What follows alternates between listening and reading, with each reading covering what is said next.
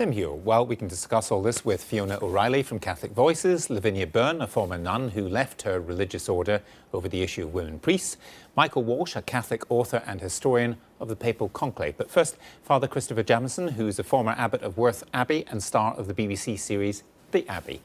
A lot of popes, for hundreds of years actually, have gone through infirmity and old age and continued in office. Why do you think it stopped him?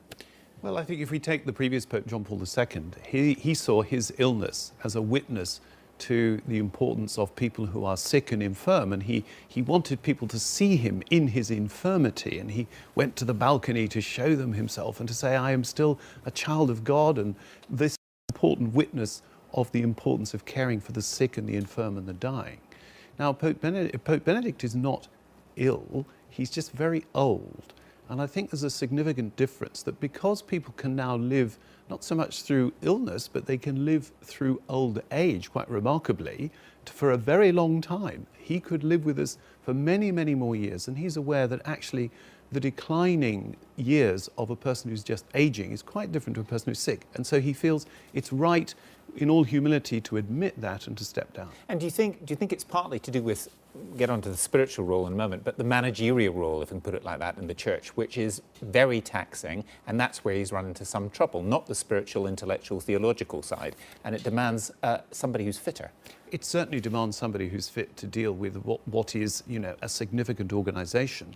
But I also think what's distressed him is, for example, I'm told that his doctors told him he shouldn't do any more transatlantic travel. Now, one of the high points of the church's life is World Youth Day.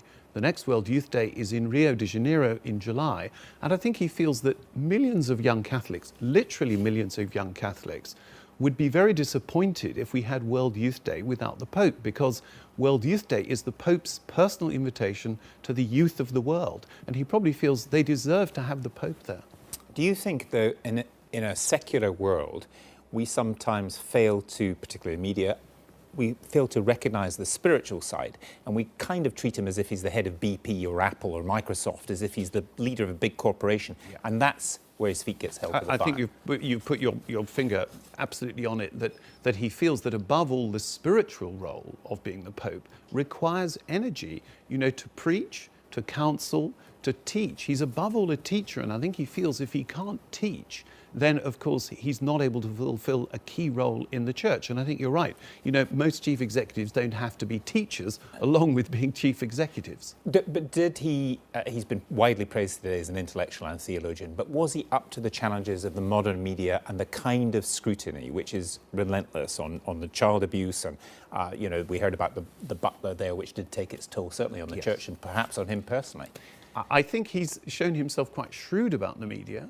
He's the first pope to tweet, famously. I think he found there a kind of medium that he could handle. After all, the challenge of communicating in 140 characters is a good challenge for an intellectual. And I think he enjoyed that. He's also, of course, done interviews live where he allowed young people to send in questions. So I don't think he's intimidated by that. I think he's perhaps intimidated by the pace of it. I think not the reality of it, but the sheer pace of it. Let me bring in some of our other guests. Fiona, I said to Alan Little there at the start, this is for somebody who is often considered to be a conservative, and we can debate that, but many people think he is very conservative on some issues. This was an amazingly radical step for him to take, wasn't it? It was, but then again, he has been radical in a subdued way on other issues. So, for example, he is one of the first popes that we've seen really provide teaching in the moment that's relevant to the big questions that civil society are facing. Good example would be as the world was wrestling with the causes of the economic crisis between 2007 and 2010. He was one of the first to come out and point out that everyone had been relying on market forces and, frankly, reward being enough to make people do the right thing, but that money without an ethical framework around it gets you into a lot of hot water very quickly. And so actually he has been a reformer, but perhaps a very understated one. So do you think people are wrong to see him as a conservative then? I think he's conservative in some ways, but I think there's been more to this pontificate than has met the eye, and his work to reform Vatican finances is another example where actually he has taken some steps to open up the Vatican that just haven't perhaps caught the media's attention or perhaps had the coverage that we will in the end realise they may have merited. Well, let me bring in Lavinia Byrne in Bristol. I mean, how do you see him and see this legacy in terms of reform and change or otherwise? Well, clearly, he was always going to be a transitional pope.